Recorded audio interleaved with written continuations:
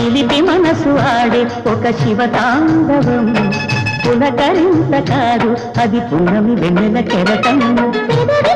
కవిత